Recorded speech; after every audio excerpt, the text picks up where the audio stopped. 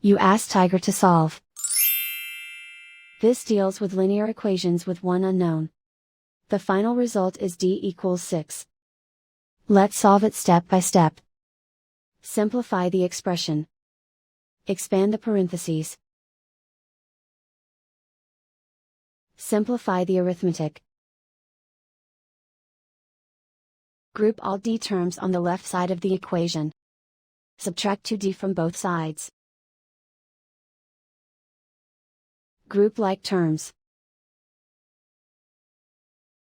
Simplify the arithmetic.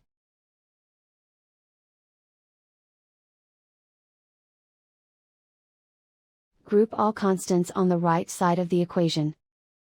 Add 12 to both sides. Simplify the arithmetic.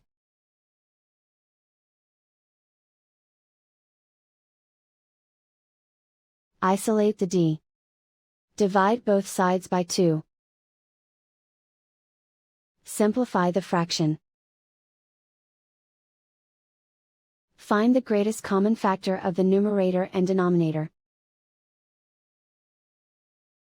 Factor out and cancel the greatest common factor. And so the final result is d equals 6.